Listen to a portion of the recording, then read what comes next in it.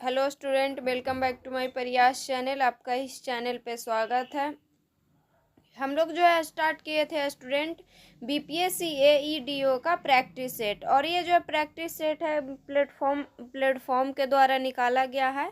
तो इसमें जो है हम लोग प्रैक्टिस सेट नंबर 1 जो है पढ़ चुके थे।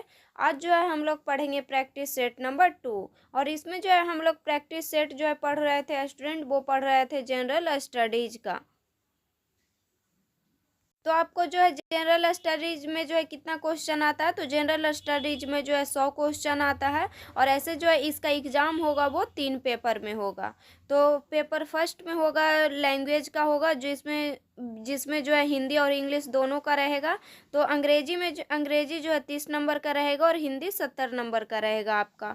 और जो जनरल स्टडीज जो रहेगा वो 100 नंबर का रहेगा आपका क्वेश्चन।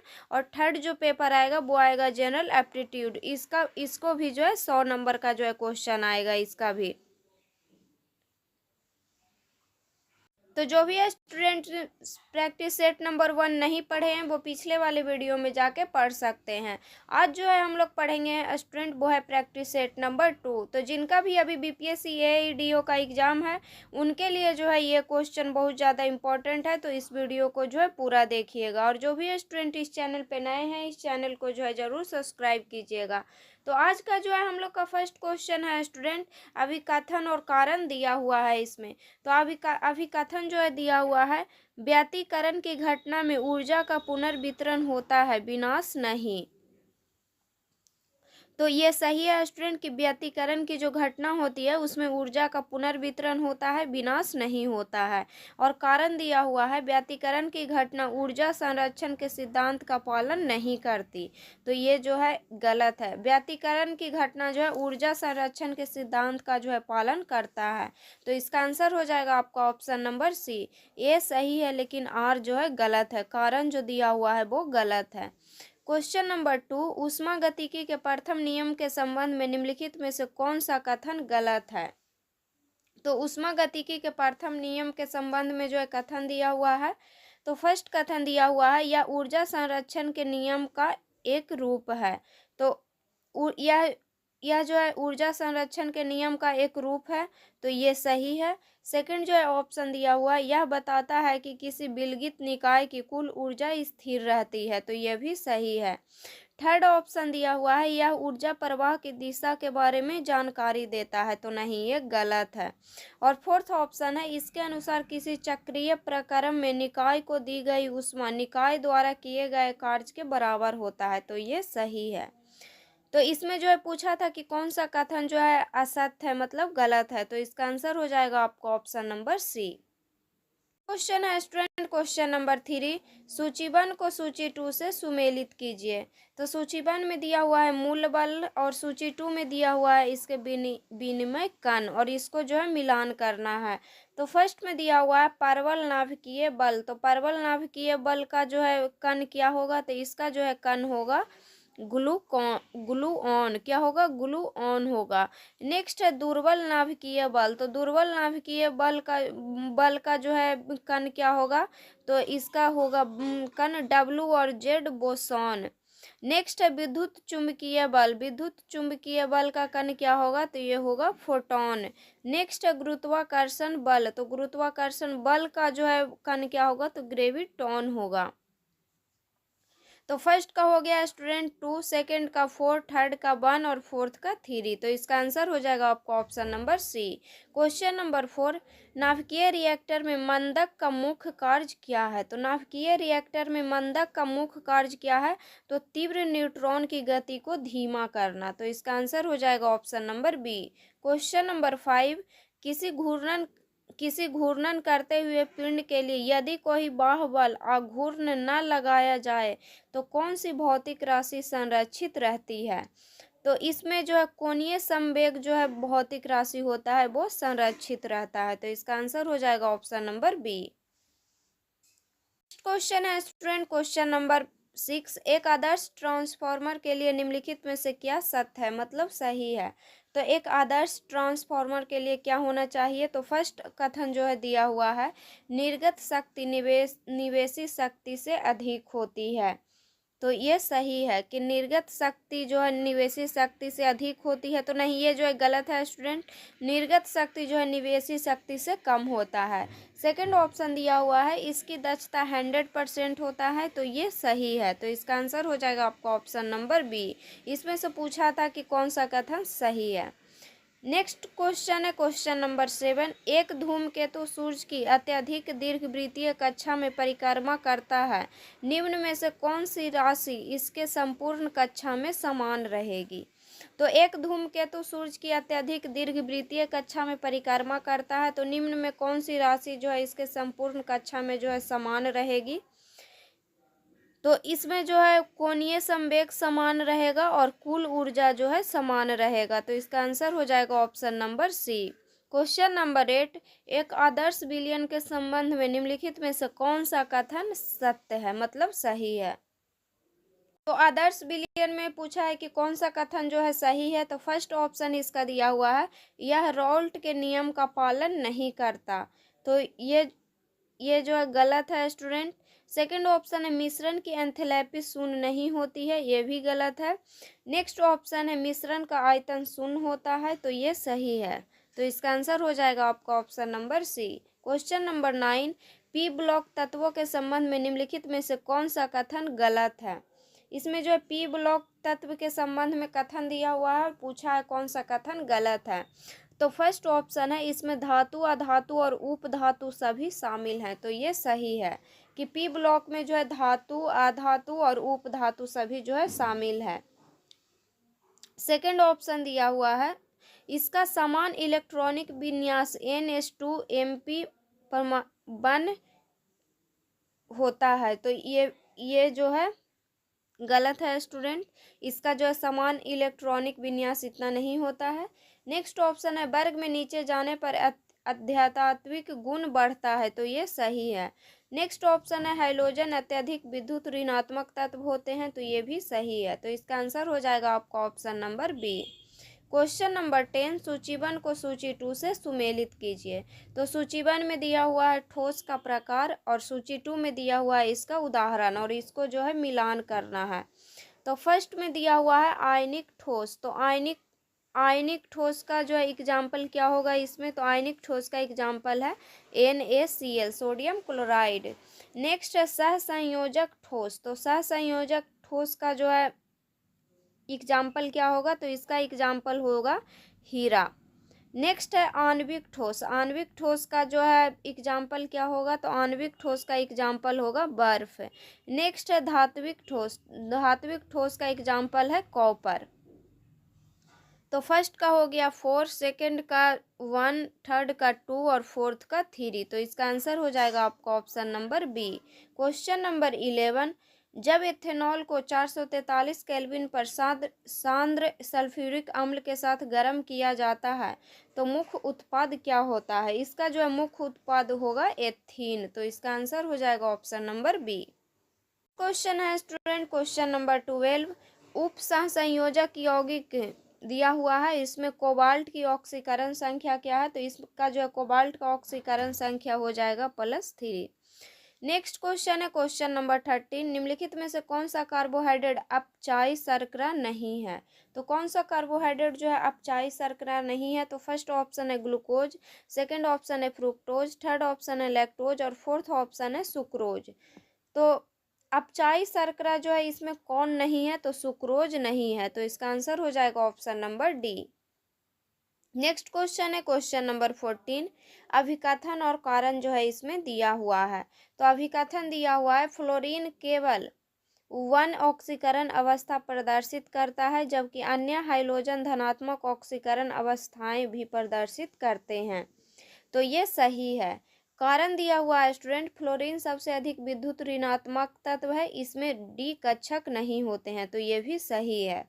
तो इसका जो है आंसर हो जाएगा आपका ऑप्शन नंबर ए और आर दोनों सत्य है और आर ए की जो है सही व्याख्या है। नेक्स्ट क्वेश्चन है क्वेश्चन नंबर 15। रासायनिक अधिशोषण के बारे में कौन सा कथन सही है। तो रासायनिक अधिशोषण के बारे में जो है कौन सा कथन जो है सही है, तो फर्स्ट ऑप्शन दिया हुआ है यह प्रकृति में उत्क्रमणीय है। सेकंड ऑप्शन है यह बहुपर्तीय होता है। थर्ड ऑप्शन है यह विशिष्ट प्रकृति का नहीं होता है। और फोर्थ ऑप्शन है इसमें उच्च संक्रियण ऊर्जा की आवश्यकता होती है। तो इसका जो आंसर हो जाएगा आपका option number D. Next question है स्टूडेंट क्वेश्चन नंबर 16।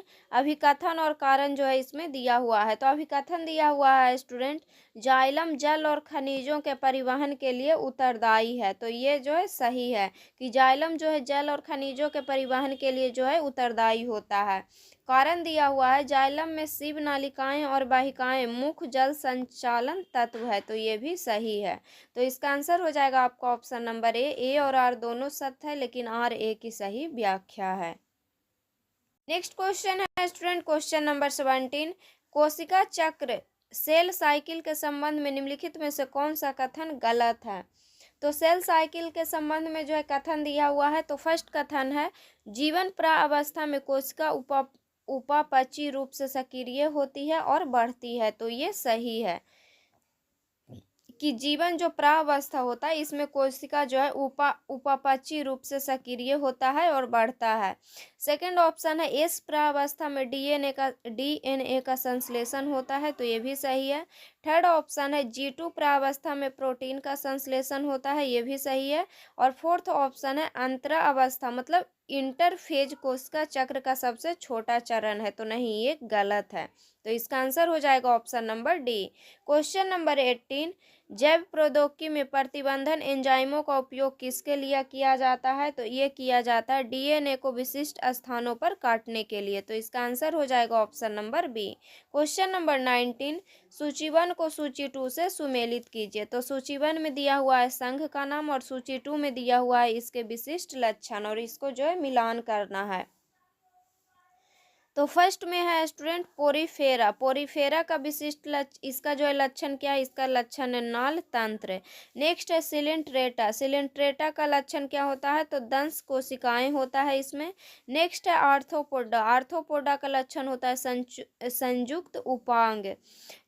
नेक्स्ट दिया हुआ इकाइनोडर्मेटा। इकाइनोडर्मेटा का लक्षण क्या होता है, तो जल संवहन तंत्र इसमें होता है। तो इसका आंसर हो जाएगा आपका ऑप्शन नंबर बी। फर्स्ट का हो गया स्टूडेंट 3, सेकंड का 1, थर्ड का 4 और 4 का 2। नेक्स्ट क्वेश्चन है स्टूडेंट क्वेश्चन नंबर 20। माँ के दूध में पाए जाने वाला कौन सा प्रतिरक्षी नवजात शिशु को निष्क्रिय प्रतिरक्षा प्रदान करता है।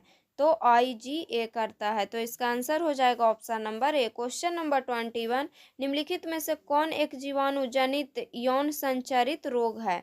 तो इसमें जो है कौन जीवाणु जनित यौन संचारित रोग है, तो सिफिलिस है। तो इसका आंसर हो जाएगा option number B. Question number 22। निम्नलिखित में से कौन सा जीव जैव उर्वरक के रूप में कार्य करता है। तो जैव उर्वरक के रूप में जो है कार्य करता है नॉस्टॉक। तो इसका आंसर हो जाएगा option number A. Question number 23। मानव विकास के दौरान निम्नलिखित में से किस मानव पूर्वज की कपाल क्षमता सबसे अधिक थी। तो इसमें जो क्रोमैग्रन मानव की जो है कपाल क्षमता जो है सबसे अधिक थी। तो इसका आंसर हो जाएगा आपका option number B. Question number 24। Blood clotting की प्रक्रिया में थ्रोम्बिन एंजाइम का क्या कार्य है। तो थ्रोम्बिन एंजाइम का जो है क्या कार्य है, तो यह फाइब्रोनोजेन को फाइब्रिन में परिवर्तित करता है। तो इसका आंसर हो जाएगा option number B. Next question है स्टूडेंट क्वेश्चन नंबर 25। स्वस्थानीय संरक्षण के संबंध में निम्नलिखित में से कौन सा कथन गलत है। तो इसका जो है फर्स्ट कथन दिया हुआ है, इसमें जीवों का संरक्षण उनके प्राकृतिक आवास में किया जाता है। तो ये सही है।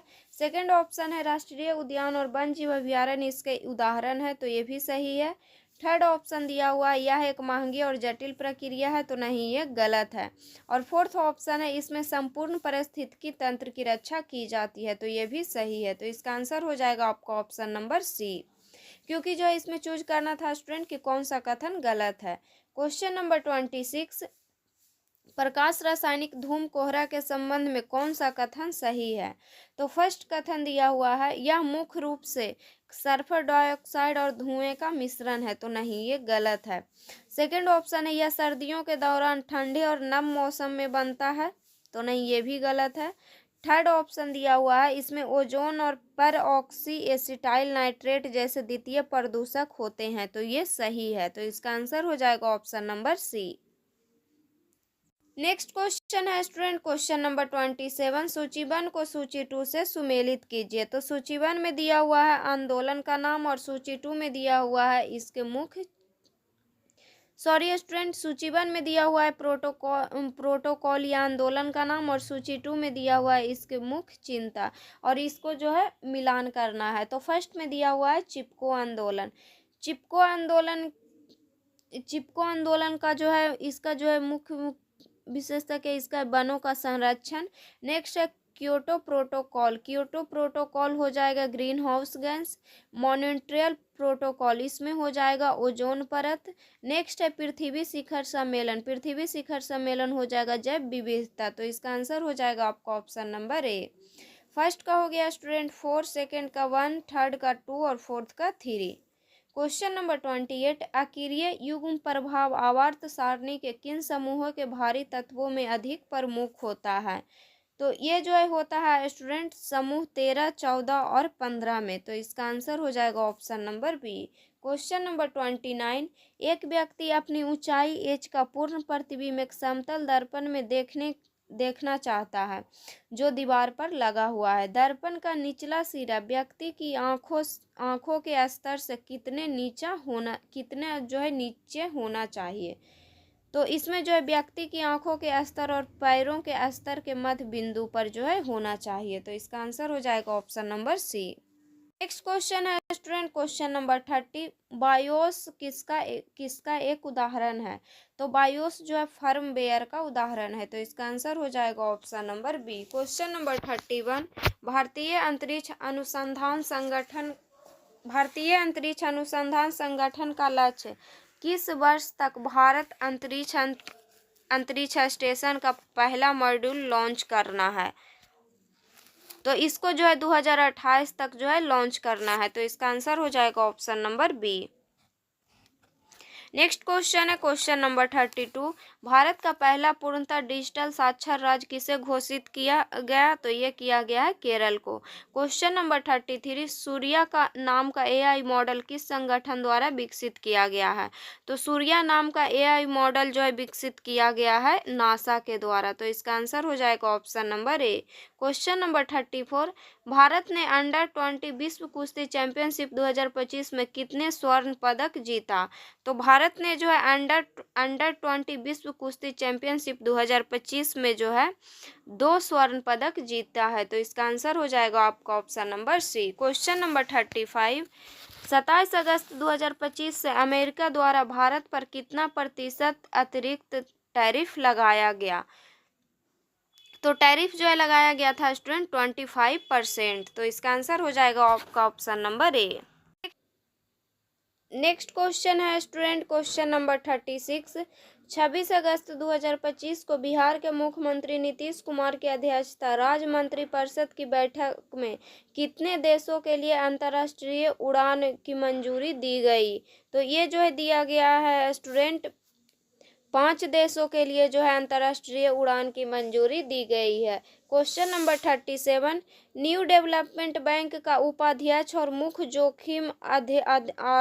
मुख्य जोखिम अधिकारी किसे नियुक्त किया गया है? तो ये नियुक्त किया गया है डॉक्टर राजीव रंजन को। तो इसका आंसर हो जाएगा option number A. Question number 38, Ramon Magsaysay पुरस्कार 2025 जीतने वाला पहला भारतीय संगठन कौन बना है?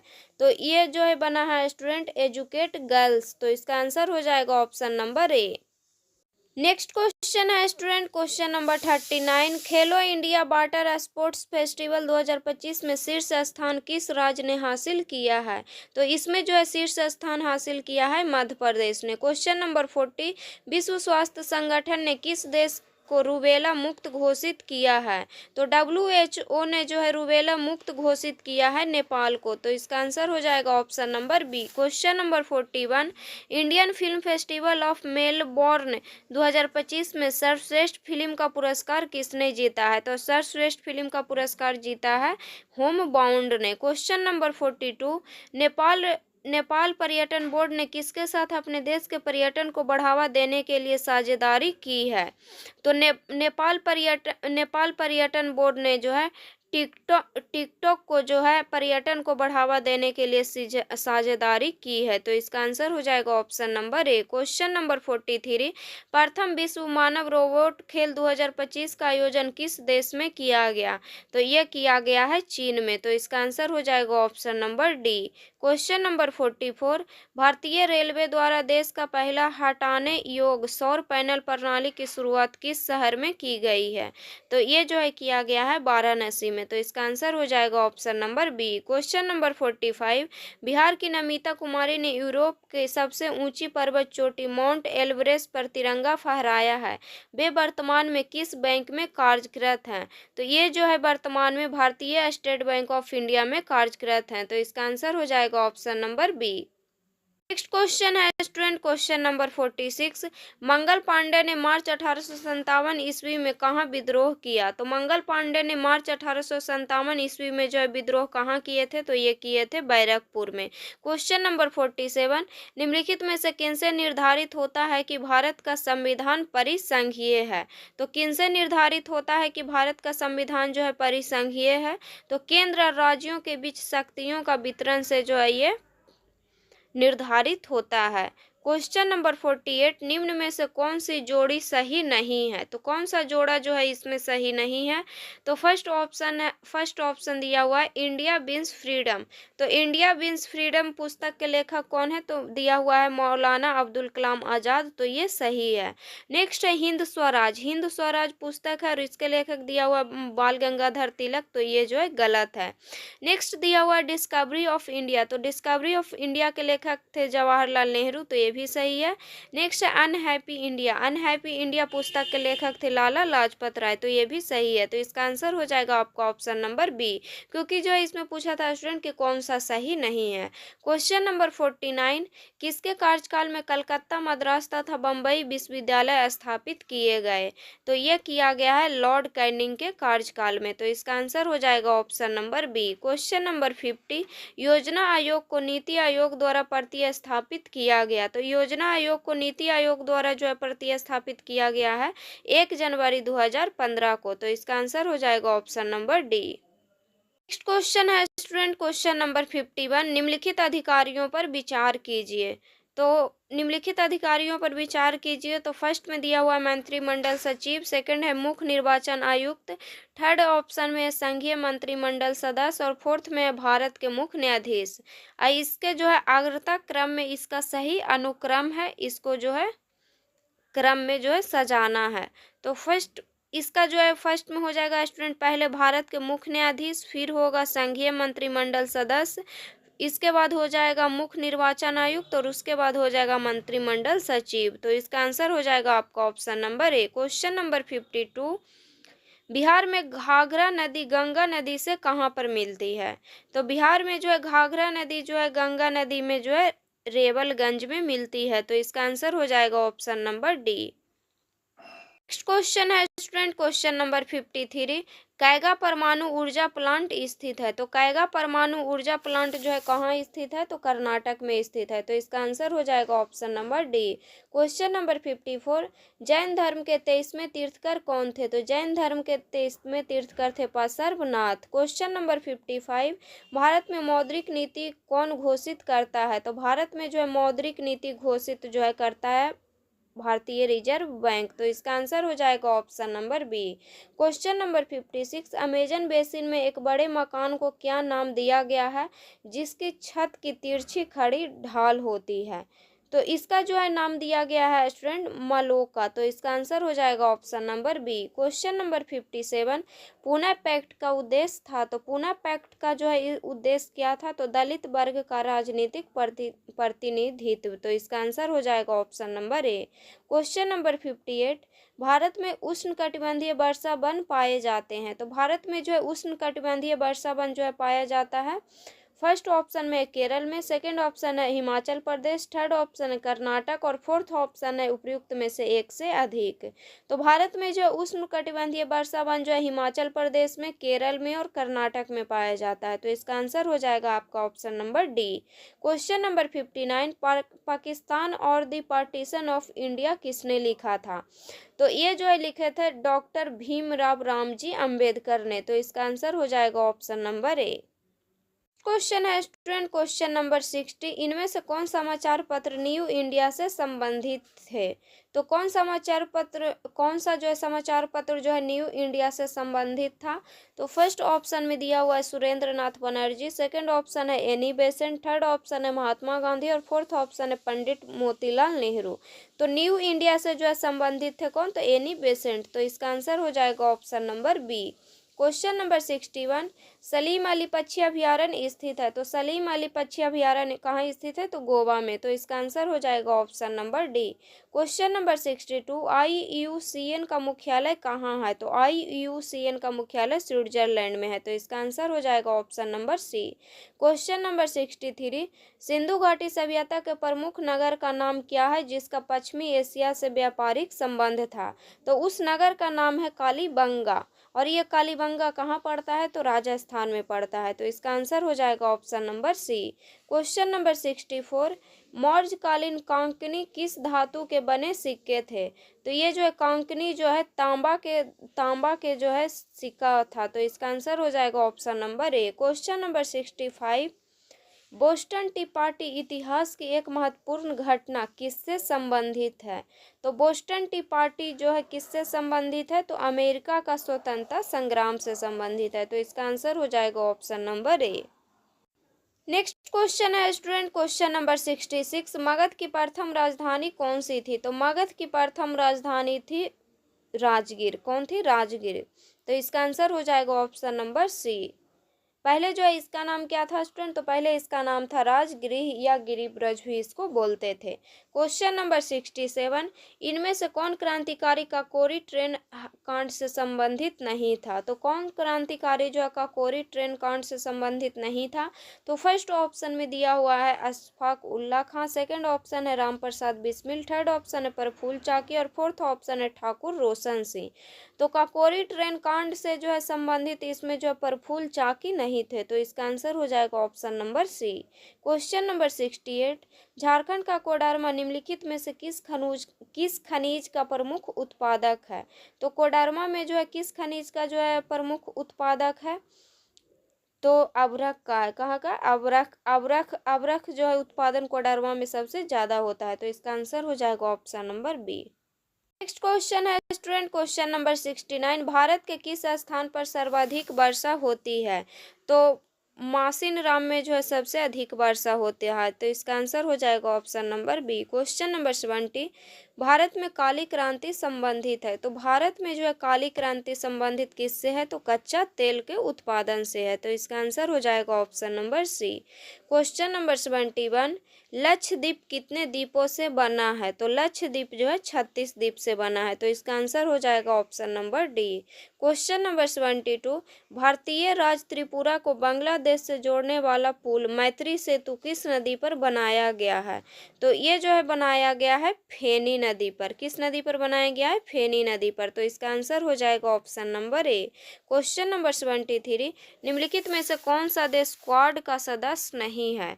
तो कौन सा देश जो है इसमें क्वाड का सदस्य नहीं है? तो फर्स्ट ऑप्शन में है संयुक्त राज्य अमेरिका, सेकंड दिया हुआ है यूनाइटेड किंगडम, थर्ड ऑप्शन है ऑस्ट्रेलिया और फोर्थ में दिया हुआ है भारत। तो क्वाड का जो है इसमें सदस्य कौन नहीं है? तो यूके नहीं है, यूनाइटेड किंगडम नहीं है। तो इसका आंसर हो जाएगा option number B. Question number 74, किसी देश के विकास में बुनियादी ढांचे की महत्वपूर्ण भूमिका होती है। तो किसी देश के विकास में जो है बुनियादी ढांचे की महत्वपूर्ण भूमिका जो है होता है? तो फर्स्ट ऑप्शन दिया हुआ है नवाचार को बढ़ावा देकर सतत विकास का सृजन करना। सेकंड ऑप्शन है वैश्विक प्रतिस्पर्धात्मक को मजबूत करना। थर्ड ऑप्शन है असमानता को कम करना और फोर्थ ऑप्शन है उपयुक्त सभी। तो इसका आंसर हो जाएगा आपका ऑप्शन नंबर डी, उपयुक्त सभी। क्वेश्चन नंबर 75, 10वीं पंचवर्षीय योजना की लक्ष्य वृद्धि दर क्या थी? तो 10वीं पंचवर्षीय योजना की लक्ष्य जो है वृद्धि दर जो है कितना था? तो 8% था। तो इसका आंसर हो जाएगा ऑप्शन नंबर ए। नेक्स्ट क्वेश्चन है student, question number 76, NITI Aayog के संदर्भ में निम्न कथन पर विचार कीजिए। तो नीति आयोग के बारे में जो है कथन दिया हुआ है। फर्स्ट कथन दिया हुआ है नीति आयोग 1 जनवरी 2018 में स्थापित हुआ। तो नहीं, ये जो है गलत है स्टूडेंट। नीति आयोग जो है 1 जनवरी 2015 को जो है स्थापित हुआ था। नेक्स्ट ऑप्शन है यह योजना आयोग का प्रतिस्थापन है। तो ये सही है। थर्ड ऑप्शन दिया हुआ है इसका पूरा नाम राष्ट्रीय भारत परिवर्तन संस्थान है। ये भी सही है। और फोर्थ ऑप्शन है नीति आयोग का अध्यक्ष भारत का प्रधानमंत्री होता है। तो ये भी सही है। इसमें पूछा उपयुक्त में से कौन सा कथन सत्य है, मतलब सही है। तो इसका आंसर हो जाएगा आपका ऑप्शन नंबर डी। इसमें जो है 2, 3 और 4 सही है। क्वेश्चन नंबर 77, निम्नलिखित में से कौन संविधान सभा के सदस्य नहीं थे? तो कौन जो है इसमें संविधान सभा के सदस्य नहीं थे? तो फर्स्ट ऑप्शन है राजकुमारी अमृत कौर। सेकंड ऑप्शन है अरुणा आसफ अली। थर्ड ऑप्शन है सुचेता कृपलानी और फोर्थ ऑप्शन है विजय लक्ष्मी पंडित। तो संविधान सभा के जो है सदस्य कौन नहीं थे? तो अरुणा आसफ अली नहीं थे। तो इसका आंसर हो जाएगा option number B. Question number 78, Lok Sabha अध्यक्ष को हटाने के लिए किस प्रकार का बहुमत आवश्यक है? तो लोकसभा अध्यक्ष को हटाने के लिए जो है प्रभावी बहुमत आवश्यक है। तो इसका आंसर हो जाएगा option number D. Question number 79, भारतीय संविधान मणिपुर के लिए विशेष प्रावधान किस अनुच्छेद में करता है? तो भारतीय संविधान जो है मणिपुर के लिए जो विशेष प्रावधान जो है ये करता है आर्टिकल 371C में। तो इसका आंसर हो जाएगा ऑप्शन नंबर ए। नेक्स्ट क्वेश्चन है स्टूडेंट, क्वेश्चन नंबर 80, स्थानीय शासन से संबंधित निम्नलिखित समितियों को कालानुक्रमिक क्रम में व्यवस्थित करें। तो इसमें जो है फर्स्ट ऑप्शन है बलवंत राय मेहता समिति। सेकंड ऑप्शन है जीके राव समिति। थर्ड ऑप्शन है अशोक मेहता समिति और फोर्थ ऑप्शन है पीके थुंगन समिति। तो इसमें जो फर्स्ट में जो है स्थापना हुआ था स्टूडेंट बलवंत मेहता समिति का, फिर हुआ था अशोक मेहता समिति का और उसके बाद जो है स्थापना हुआ था जी.वी.के. राव समिति का और फिर हुआ था पीके थुंगन समिति का स्थापना। तो इसका आंसर हो जाएगा आपका option number B. Question number 81, निम्नलिखित में से कौन सा अनुच्छेद 1976 के 42वें संविधान संशोधन अधिनियम द्वारा सम्मिलित नहीं किया गया था? तो कौन सा अनुच्छेद जो है 1976 के 42वें संविधान संशोधन अधिनियम के द्वारा सम्मिलित नहीं किया गया था? तो आर्टिकल 38 को जो है नहीं किया गया था। तो इसका आंसर हो जाएगा option number C. Next question है स्टूडेंट, क्वेश्चन नंबर 82, निम्नलिखित में से किसे भारत के उपराष्ट्रपति पद के लिए निर्विरोध चुना गया था? तो भारत के उपराष्ट्रपति पद के लिए जो है निर्विरोध चुना गया था मोहम्मद हिदायतुल्लाह को। तो इसका आंसर हो जाएगा ऑप्शन नंबर ए। नेक्स्ट क्वेश्चन है स्टूडेंट, क्वेश्चन नंबर 83, निम्नलिखित में से कौन संविधान सभा का प्रारूप समिति का सदस्य नहीं था? तो कौन जो है संविधान सभा का प्रारूप समिति का सदस्य नहीं था? तो फर्स्ट ऑप्शन है अल्लादी कृष्ण स्वामी अय्यर। सेकंड ऑप्शन है बीटी कृष्ण मचारी। थर्ड ऑप्शन है सैयद मोहम्मद सादुल्ला और फोर्थ ऑप्शन है एन गोपाल स्वामी अयंगर। तो इसमें जो है संविधान सभा के प्रारूप समिति के सदस्य जो है कौन नहीं थे? तो बीटी कृष्ण मचारी नहीं थे। तो इसका आंसर हो जाएगा option number B. Next question है स्टूडेंट, क्वेश्चन नंबर 84, अस्थाई बंदोबस्त 1793 में लॉर्ड कॉर्नवालिस द्वारा कहाँ लागू किया गया था?